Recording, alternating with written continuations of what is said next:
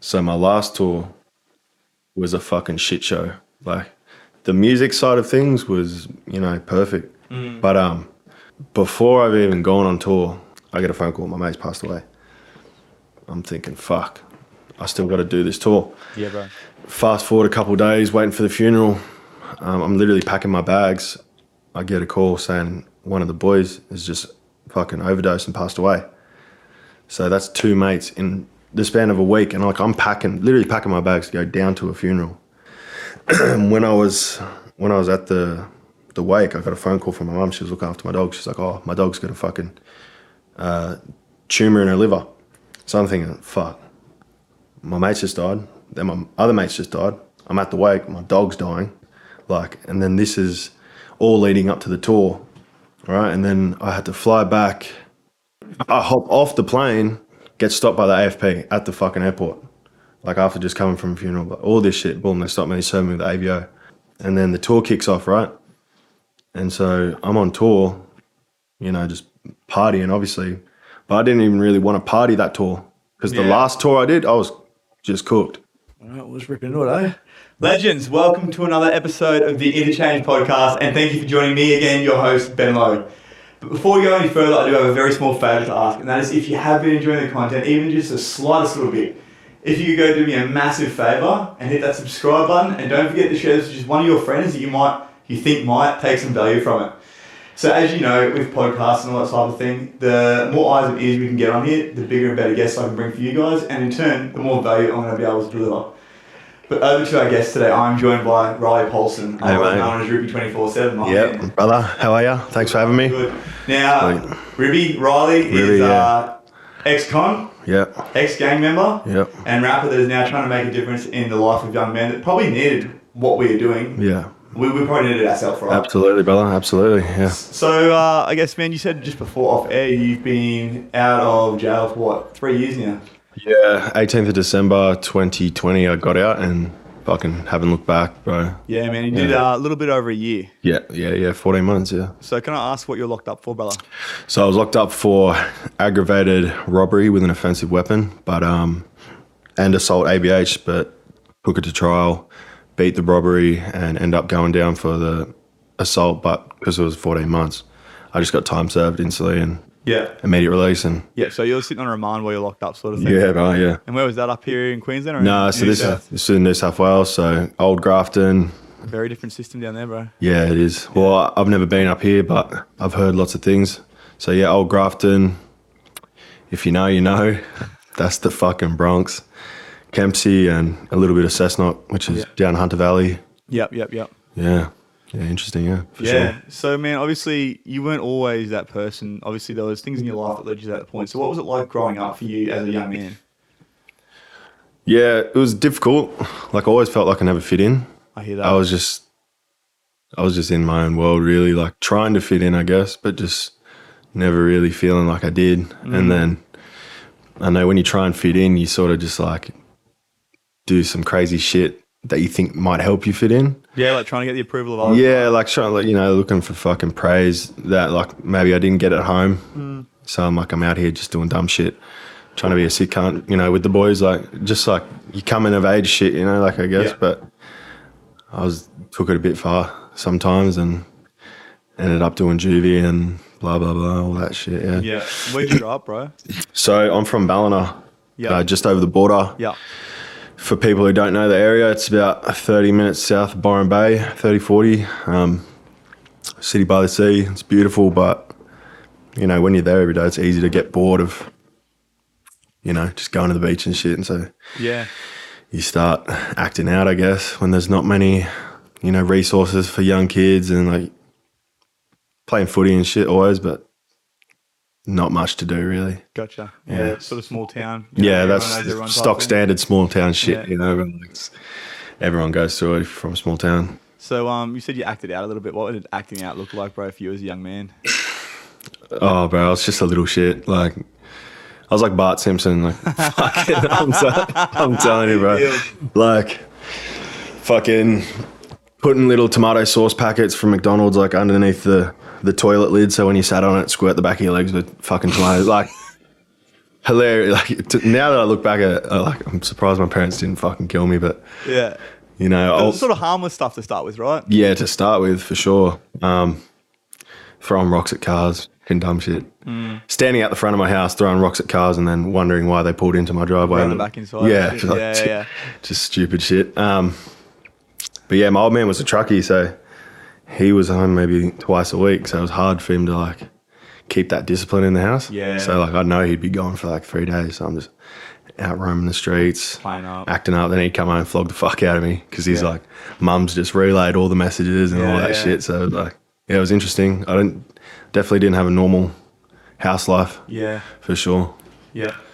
And so obviously things escalated a little bit from throwing rocks at cars to other things, bro. So when was the first time you actually got arrested and charged with some sort of crime?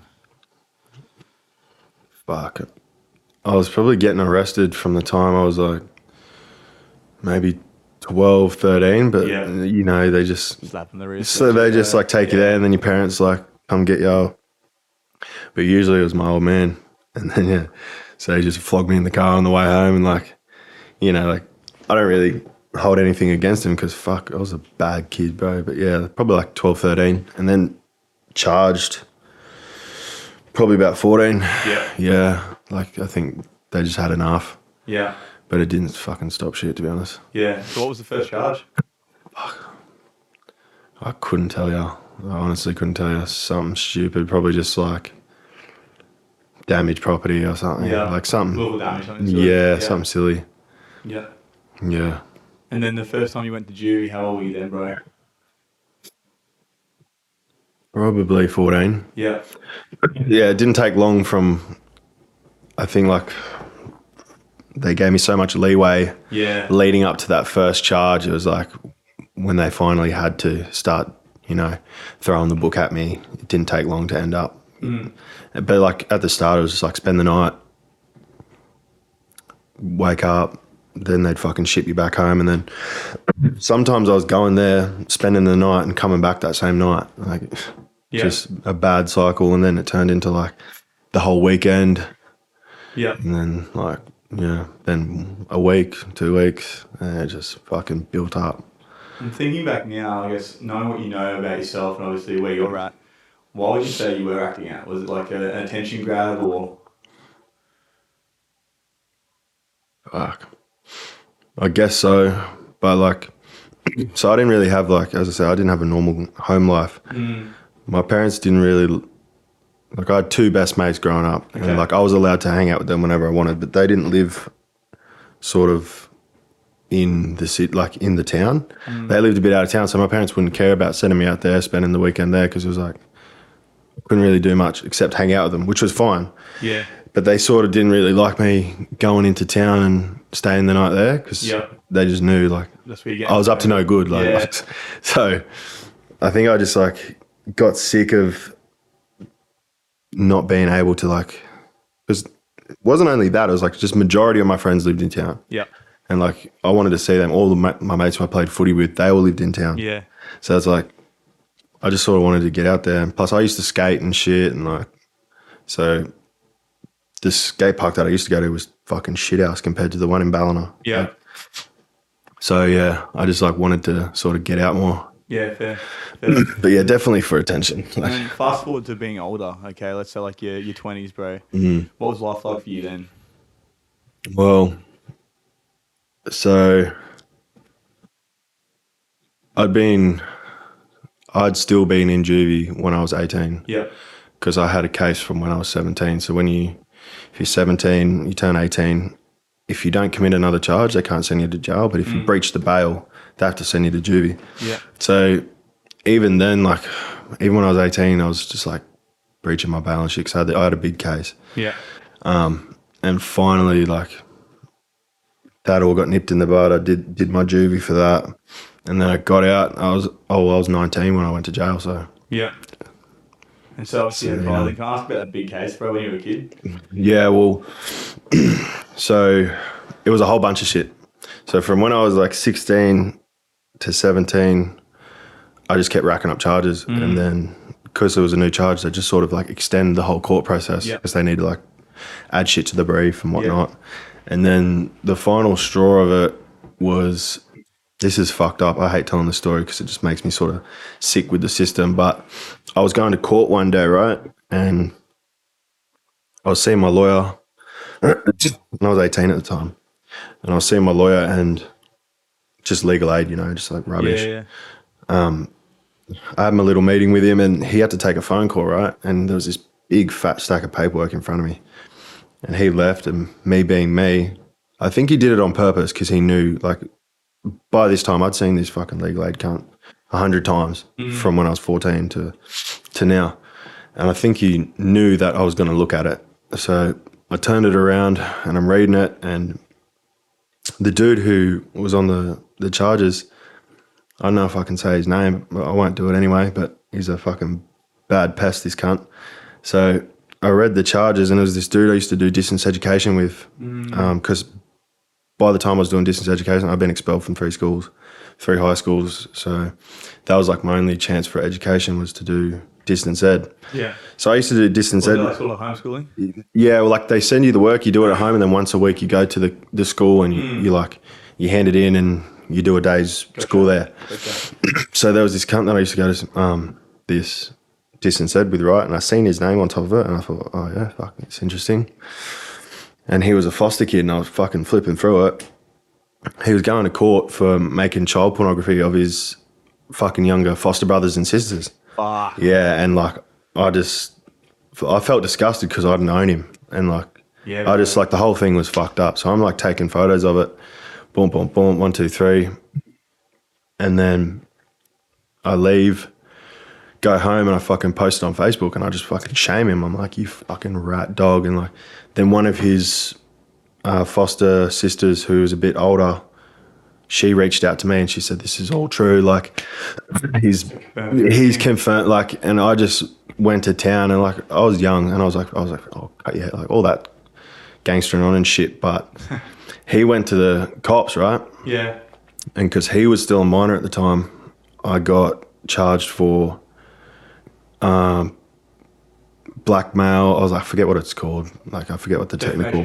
Yeah, that's not that at the time, but I got charged for inspiring vigilantism. Yeah, okay. Posting sensitive documents of a minor because he was still a minor. Yep. And using a recording device in a courthouse because the little meeting room for legal aid is in the fucking courthouse. Yeah.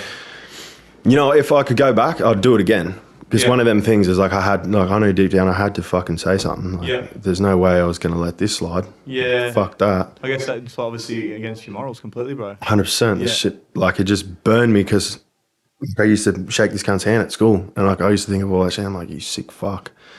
Like, it just proper burned me to the core. And that's why, like, I had to do it. And then that was just it. Like, piled on with all these other charges like arson, stealing damaged property, all this stupid kid shit. They were just like, you're fucked. Yeah, see ya. Yeah. Yeah. And so, that was probably like the whole case right there. Yeah. And then from there, obviously going to jail was what, 18, 19 years old? 19, yeah. Yeah. That was for that ag rob shit. Yeah. But that was like, fuck, sorry, bro. That just burns me thinking about this cunt. Like, it's all good, bro. Thanks for opening up. Because fucking, like, he ended up getting like pumped for it, and then I got in trouble for that too, because that's what that inspiring vigilantism. Right. I forget what the charges got. I'm pretty sure that was it on paper, but it was just like when that all hit me, like I was just like, oh fuck, I'm fucked now. Yeah. But ended up, here I am. So yeah. Fuck, sorry, bro. That's fucked me. I was thinking about that. It's all good, bro. Don't be sorry, man. Thanks for sharing that, bro. It's pretty heavy, eh? Yeah. So, obviously from a young age, man, you were obviously tied up in that lifestyle. You also said you were gang affiliated at one point. Was that through jail? No, I used to run with a crew in jail, but that sort of just died out the arse when I got out of jail. I was like I was young and I was impressionable, and I got out and I just, I've never been a stupid cunt. So like when I just saw shit wasn't adding up, I just sort of bailed from that. I'm like, fuck these cunts. Yeah. Because I've always been my own man, but I wouldn't say in there, it wasn't a gang, it was just like a crew. We were just like good mates, but then like people on the inside are different to how they are on the outside, It's crazy, right? Because everyone's like sobered up, they're maybe getting clean, training, and as soon as they get out, they're just straight back chopping in. Yeah. And you would have seen that time and time again, right? 100%. So I'm just thinking like, blow ass cunts, you know. So I just bounced from that scene, and then this like gang affiliated shit was when I moved up here. Yeah, cool. So can I ask who you're tied in with, or you want to talk about it? Oh, like I don't really want to say. Yeah. Because like I got done mad dirty, but in saying that, it's the best thing that could happen to me. Okay, so talk about that. What was life like? I guess running with a gang. Because at the time, you probably would have thought you're just fucking mad, right? It's all this fame and glory and tits and drugs. For sure, bro. Like it was mad, and then sort of the bro who brought me in, he ended up passing away. Okay. And rest in peace to him. So after he passed away, all this sort of like, all these feelings that other people in the crew, whatever, the gang had felt. So I didn't know that he was like squashing these like, not rumours, but these people were questioning me for no reason because I was down for whatever. And any cunt watching this, like if you know that I was like down for whatever. Not trying to be a hard cunt or nothing, but so when they were questioning me and like asking where I'm from and shit, and the dude who brought me in was sort of being like, shut the fuck up. If I vouch for him, he's sweet. Yeah, for sure. And like that was all good, and people was like, that was all sweet when he was around, but when he passed away, it's just like everyone was like, oh, he's gone now. Fuck so this cunt. Changed. Yeah, things changed completely, bro. And like, but that's what I'm saying. It couldn't have been a better thing for me because like it just made me open my eyes, and now my life is, you know, like some of them cunts are sitting in jail right now. You know what I mean? I'm out here living my life. It could have been you. Could have been me for sure, but like that's why I'm not too fussed about it. Was it hard to turn your back on that lifestyle? I guess because, I mean, from me living in that as well, like with the drugs and everything, bro, like selling bulk quantities, you got cash coming in easy. You're fucking, you know, running mad bitches, you're on the pogies all the time, living the lifestyle, bro. Like it feels mad, but looking over your shoulder, bro, it's not fucking worth it, man. Like for me, my turning point was having my boy, like a little 5-year-old son, Will. You know, that was a big turning point for me, Russ. You know what I mean? And but for you, what was the turning point, and what was it like? I guess walking away from that life, like it can't have been easy, bro. Well, when I was with him, I never really like looked over my shoulder because they knew me and I knew them, and it wasn't like I wasn't worried about anything happening because just the way it went down was sort of enough where everyone could sort of just walk away from it. Yeah, so you got off lucky, really, with that. Yeah, but I would like to say that life turned its back on me, like, because when all the shit went down, like I wasn't trying to turn my back on it. I was down for whatever. So like that life turned its back on me. Yeah. And when I seen that, I was like, fuck, that's just how fickle it is. Like one day it's like all fucking good. Next minute it's just like, this is how it is. So I had to fucking change my life, and it didn't take long because I knew what I had to do. Yeah. Like I knew I just had to get my shit together. Yeah. And I didn't hesitate, didn't wait one bit. I just knuckled down. So yeah. And when you say you got your shit together, what did that look like for you? I guess what was the first big change you made?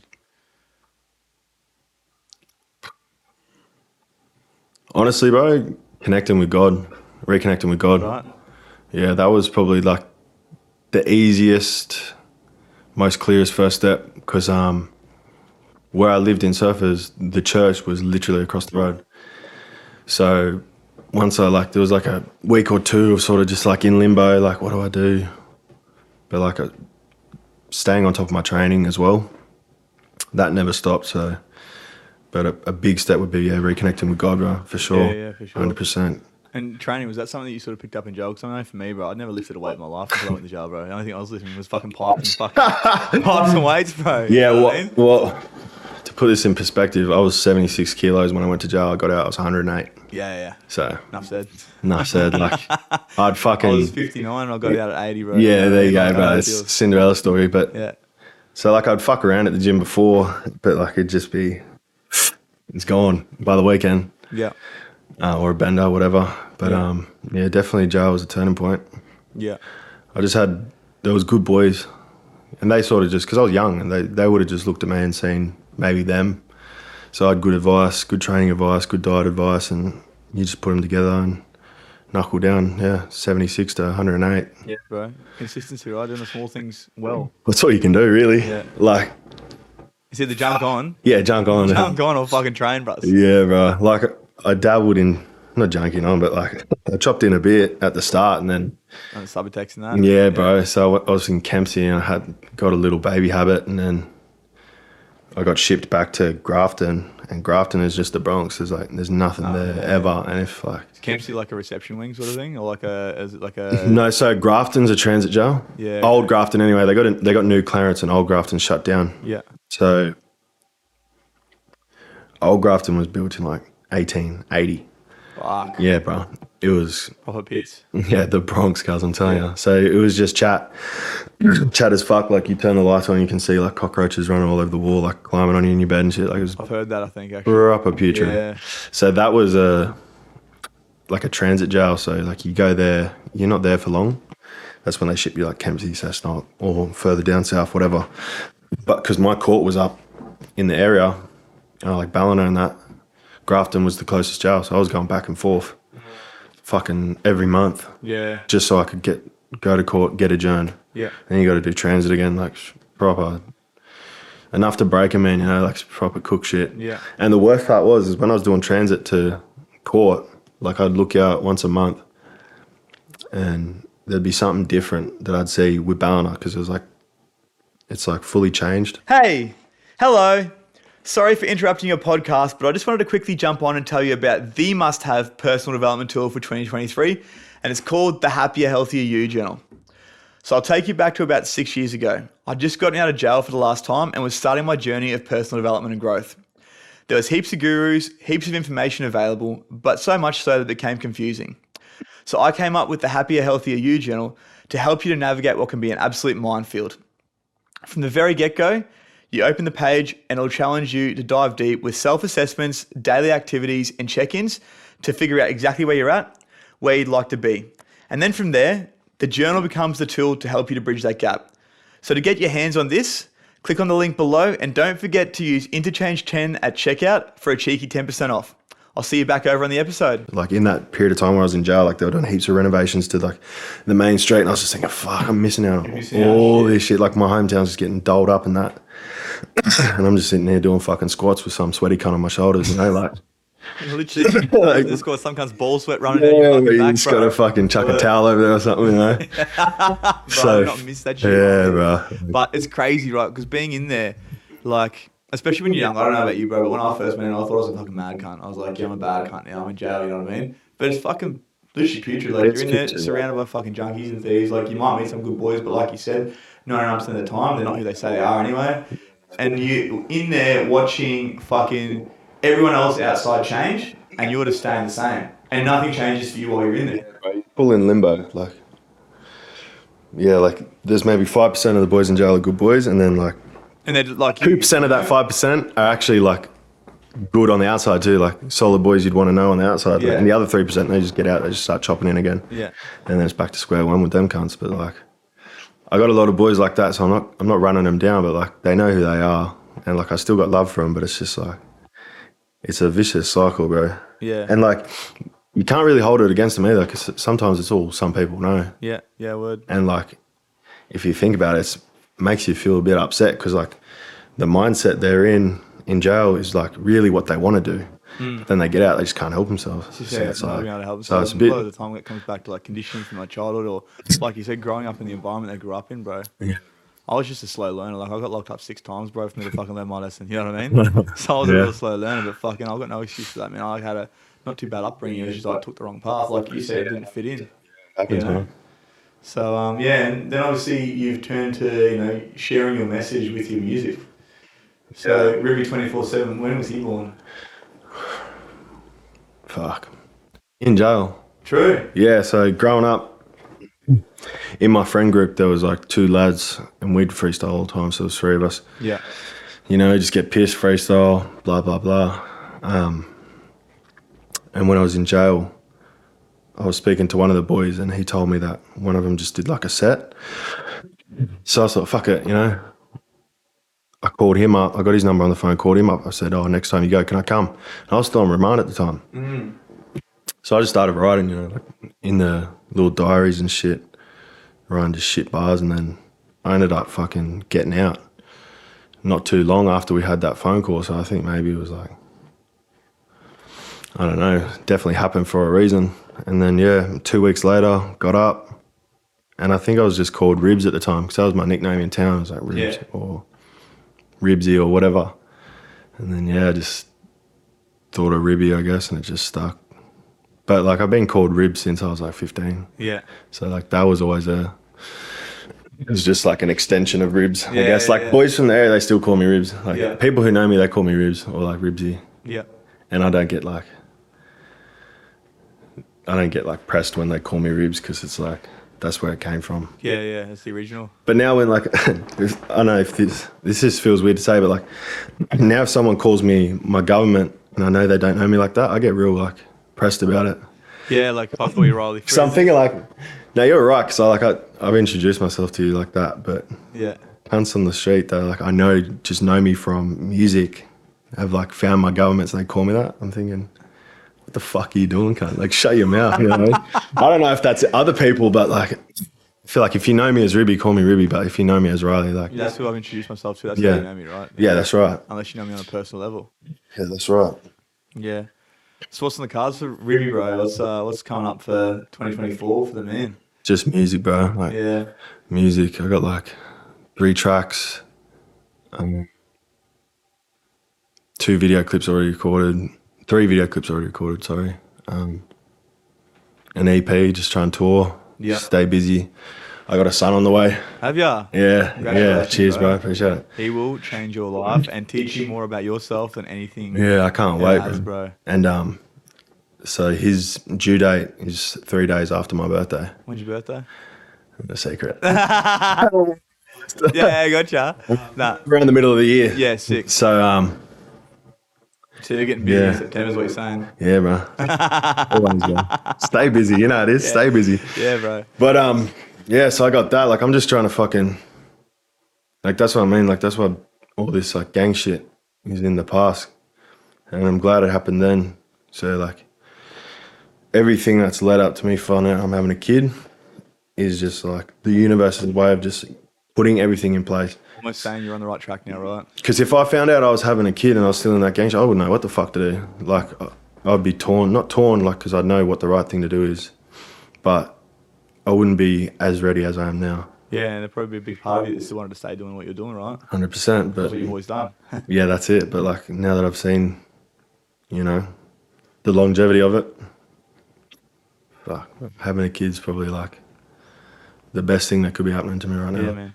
Yeah, like I said, bro, my son saved my life. Blessing in disguise, bro. Yeah, got me away from doing all the stuff I was doing, bro. Yeah, 100%. Word. I was swinging off that pile like Tarzan at the time, bro. Like, legit. Like, no word. So you turn cross-eyed, eh? Fucking, bro, proper. I've been there, bro. Don't worry about it. The old days. But, bro, honestly, like, that's the thing. Like, it can take that, and that was my turning point. But for you, like, you was just obviously where you're at in your life. You're like, I need more than this. Yeah, for real. So for someone that was struggling with the same sort of stuff you were struggling with, let's say, like, not fitting in, feeling like an outcast, struggling with drug addiction, bro, what would be a piece of advice you'd give for them to help them to break away? Because at the end of the day, man, you made that change. It wasn't someone else around you. It was you that pulled the trigger to actually change that life. Yeah. Something I should have done, probably, like, not everyone can do this, but if you can do this, talk to your parents, or, like, if you can't talk to your parents, talk to, like, an older family member. Like, find a good role model. Find a good role model and just be real. Like, I remember fucking when I was going through shit, like, and I would talk to someone, I'd finally talk to someone a little bit, I'd hold shit back. And I'm thinking, this is my chance to really talk about it and maybe get some advice off, like, someone that's older. But, like, for some reason, just obviously shame. Like, shame just, like, holds you back from telling the full story. And if you don't tell the full story, you can't get the full help. Yeah. So, like, my advice would be is definitely find someone you can talk to and don't hold back, because, like, you're lying to them and you're lying to yourself if you don't tell the full story. Like, you're literally wasting your time. But I know it can be hard, and not everyone has. Some people have older people in their lives that aren't good role models. Yeah, you shouldn't even waste your breath telling them your problems, but try and find someone that's a bit, like, wise, I guess.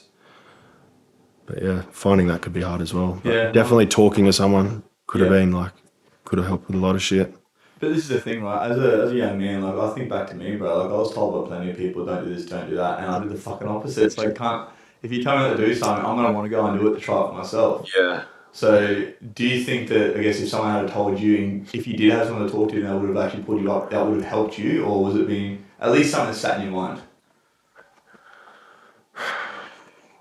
I feel if you're reaching out for help, you know it's a problem. Yeah. But if someone's just telling you, like let's say if I haven't reached out for help and someone's like, oh yeah, don't do that, I'm thinking, fuck up, cunt. Yeah. But like if I'm actively reaching out for this like certain subject, like, oh, I've got a problem with drug addiction, Yeah. you already know that you need to do something about it. Yeah. But if someone in, like, let's say someone in your family could tell, and they were like, oh, don't do drugs, Yeah. you'd just be like, oh, you don't understand, that type of shit. But if you're actively reaching out, then that's like the first step, I guess. Yeah. So you already know that you're trying to fix it. But I definitely was that too. Like, tell me not to do something. I dare you. Like, Yeah. dare you. Say less, I'm doing Say it. I won't. Yeah. Say I won't. Yeah. Like, yeah. Like at parties and shit. Say I won't knock that cunt out. Like, just silly shit. Like, Yeah. but then that's like another thing about, like, And that comes back to validation, right? It's like that's it, trying to fit in. Like, Yeah. trying to get that seal of approval, I guess, that thumbs up. But yeah. So you said that since, I guess, in the last couple of months, you've taken some time off music. Coming back into it, what's tour life like for you, bro? Bro, fuck. Yeah. So I'm down here, like, I'm only partying because all this shit that's going on in my fucking private life. But as I said, all that shit with the gang, like, these cunts up here plotting on me, thinking I'm down here partying while our mates just passed away. And I'm thinking, that couldn't be far any more further from the truth. Like, I'm just trying to self-medicate, but because I'm on tour, I got to fucking have a poker face, you know, it's my job. You know what I mean? And these boys up here plotting on me because I'm down here doing my job. I'm like, well, you cunts got to go to work. I got to go to work just because I'm down here. You know, I'm on tour. Doesn't mean that it's not a job. So they're up here plotting on me saying like, oh, I'm fucking not there for the fam, all this rubbish. And then that's sort of what spiraled them putting that plotting into like executing it shit. Yeah. And so like I'm just up back and forth off tour and shit. And then, yeah, all this shit sort of kicked off and then stepped away from the gang life. And yeah, it was like coming off a month-long bender. Yeah. And then, and mind you, I made a penny drop, right? Yeah, but like, so all this shit happened with the gang shit, and then it was still my birthday in a couple of days, and the last show of the tour was on my birthday. Yeah. And I'm just thinking, like, I'm like, so, and I'm blueing with my missus at the time too, because like all this shit's going on, like everything was fucked, and so like I'm blueing with the missus, and I'm thinking, I'm just not even gonna go to this show, but it was like the last show of the tour, and it was on my birthday, like on the day. So I had to go, showed face, did my thing, and then I think as soon as I got home, bro, like I almost broke down. I was like, this has just been the fucking worst month of my life, month and a bit of my life, and then yeah, that's when I think I had a big fuck off sleep, like 2 days sleep. Came to, had a feed, and then as I was eating my feed, I just planned like the comeback, I guess. But like no one knows that shit because on tour, like I keep a poker face. Like You got it, right? like I didn't tell any of the boys on tour like what was going on because like it is what it is. Like I'm just like you typical man. Like I don't really. I was going to say, right, being vulnerable, it's not in our vocabulary usually because as kids even, bro, we get told like, you know, don't cry. Yeah, that's don't it. show fucking vulnerability. It's weakness, right? Yeah, and so like the whole time I'm like sitting there shaking hands, fucking signing t-shirts and shit. Like yeah, being all buddy with cunts. I'm just in my head. I'm like trying not to fucking just lash out badly, but I knew I just had to save it for another time, I guess. Yeah, but bro. It was fucking. This year, bro, has just been like the biggest test. I think a lot of people feel that, yeah. Yeah, fucking yeah. Like a lot of cunts are copping it, but yeah, me personally, for sure. So then 2024 is going to be the best year of your life, yeah? Gotta be, bro. It's gotta be, bro. I'm not going back to this. On the way, yeah, bro. Fucking all the things happening, bro. So what are the plans? What is the big things you want to focus on for 2024, bro? And what can your fans expect? Music that I want to make myself. Like my last track I dropped was like a drum and bass track. Yeah. And I don't know, I can't speak for anyone else, but I don't think anyone's done that in Australia. Like a drum and bass rap track. Just, yeah, making music that I want to make for me. Because I think I got a bit lost. Like, don't get me wrong, I still love all the music I made. Like, yeah, I make bangers and whatever.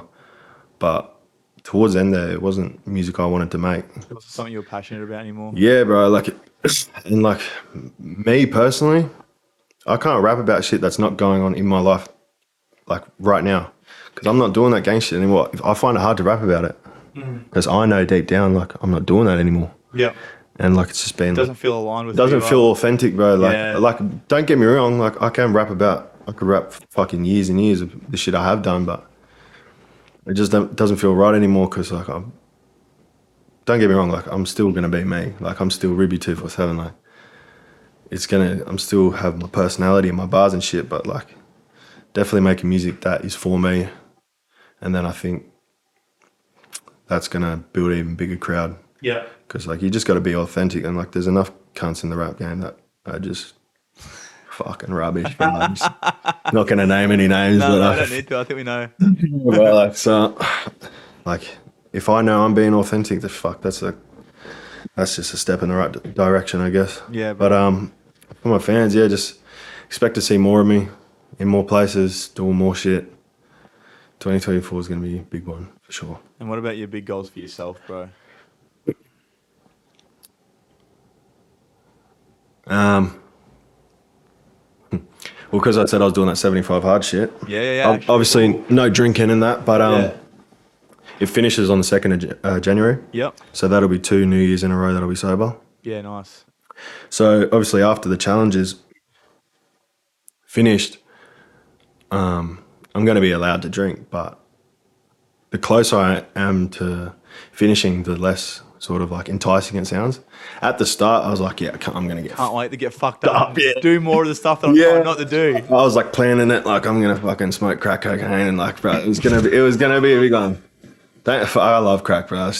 You can keep that in. I don't give a fuck, but I don't do it. It's staying in. It's staying in. But I was thinking, I'm gonna get a fucking cook back a bowl of crack. I'm gonna fucking go over here and with this cunt and just, I was gonna write myself off. Just plotting to get fucked up. Plotting, bro, and then like, you know, just with like the reception and like of people.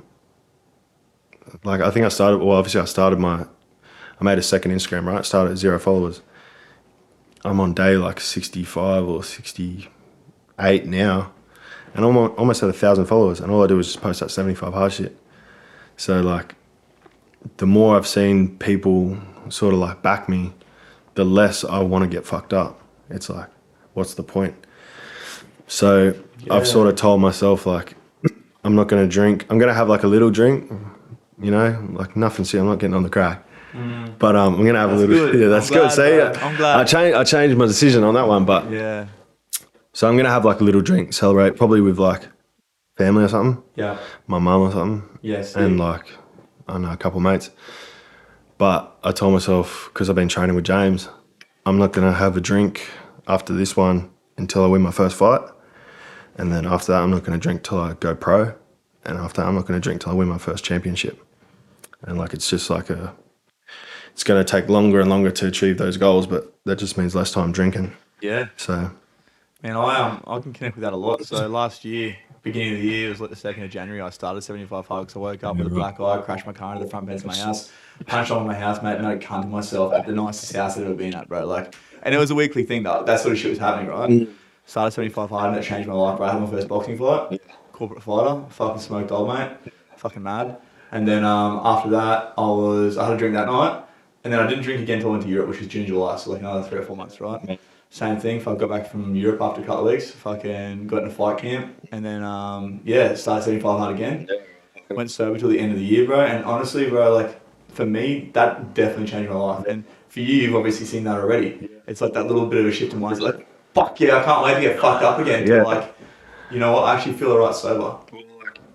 doing this 75 hard shit's probably the longest I've been sober since, like, except for jail. Like, Yeah. probably the longest I've been sober since I was like 14. Yeah. And, bro, just the clarity, like, Wild, hey? like, there's so much more to life, bro. Like, and fuck yeah, there's no way I could go back. Like, it's definitely changed my life. Fucking love to hear that, 100%, bro. 100%. And for any fucking young fans out there, bro, that are fucking living that old lifestyle you used to live with the drugs and the alcohol, bro, what would be something like to say to them? Look, I'm not going to be a hypocrite and say don't do it, but You got to go through it, right? yeah. Look for a way out. You know what I mean? Like, you will get signs. Let's just call it your career. Let's call it your career of being a fucking drop kick or a fucking, you know, like I had a fucking long career of being a fuckwit. I hear that. During your career, you will be presented with opportunities to find a way out. And my best advice would be to look for those ways out.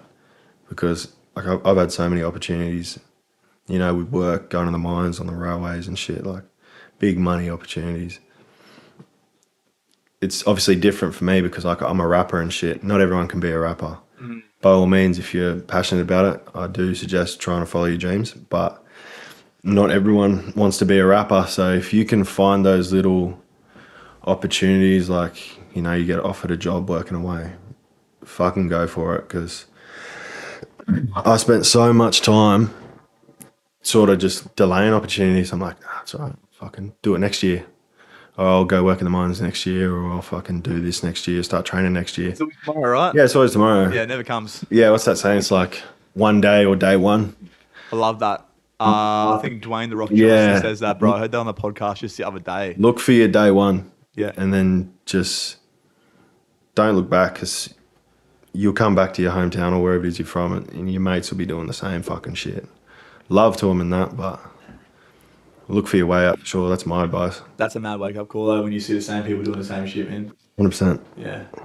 Well, Ribby, bro, I appreciate you coming on, man. Thank you very much for sharing your story, bro. I'm sure there's some fans of yours out there that'll love to hear it. Yeah, bro, fucking, I said a bit more in this one than I did with on the clink, but yeah, thanks for having me, bro. Appreciate it. Bro, my man. Sick cunt. Legend.